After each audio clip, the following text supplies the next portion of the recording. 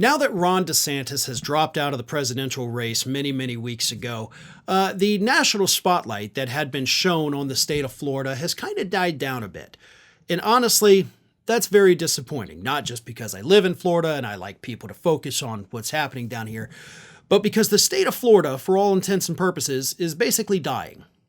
We have multiple crises hitting this state all at once in what is basically a microcosm for the rest of the country to see what happens when you put an entire state in solid Republican control for decades. The state of Florida has been controlled by the Republican Party since 1998. So we are talking about 26 years of solid Republican rule. One of the few states in the country, if not the only, that can actually make that claim. So how bad are things down here in Florida? Well, one of my viewers actually wanted to find out. This is a question. I am totally going to butcher this username, and I'm sorry, but it's Hugh IED Ward 1683 who asks, as a Floridian and someone that understands the seriousness of anthropogenic climate change, I was wondering if you could tell us what environmental changes, if any, you have noticed in Florida over the years, especially as it is often said Florida will be underwater in the coming decades. Thanks again. Obviously, of all the threats Florida faces, climate change is the biggest one. And have I personally seen the differences down here in Florida?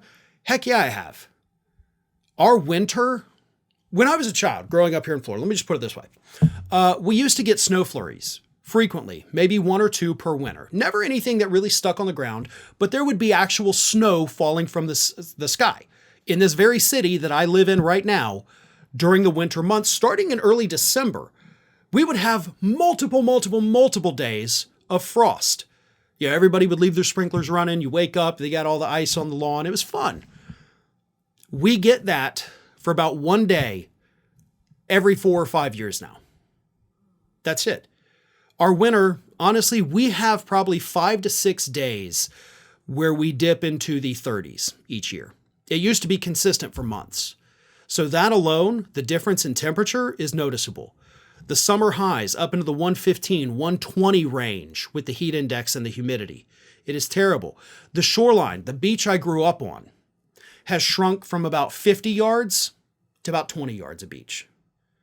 That is something we notice every year. They actually start pumping sand in as the tourist season begins so that we actually have a beach for them to be on. So shoreline erosion is very obvious to everybody here in the state of Florida. And that's just where I live. We see the effects all throughout the state. Same thing, shoreline erosion, the king tides in Miami and other areas of South Florida that are now coming up onto the roads constantly. And our Republican leadership does nothing about it. But as I said, it's not just the climate change issue here in Florida. We have an insurer exodus. Home insurance companies, the big ones, the ones you see commercials for on TV, your good neighbors, those kinds of people, leaving the state. We're not going to insure your homes anymore because of climate change. Home prices are through the roof. Our home prices here in the state of Florida have risen faster than any other state in the nation. Our economy is in shambles. We have industries, thanks to Ron DeSantis' anti-immigration laws, that are going under because they can't find people to work for them because they relied on that migrant labor. Our state is dying, and what are the Republicans in charge of it doing? Well, they're fighting their war on woke. We got to fight CRT. We got to fight all these imaginary villains. They're everywhere. We're going to get them.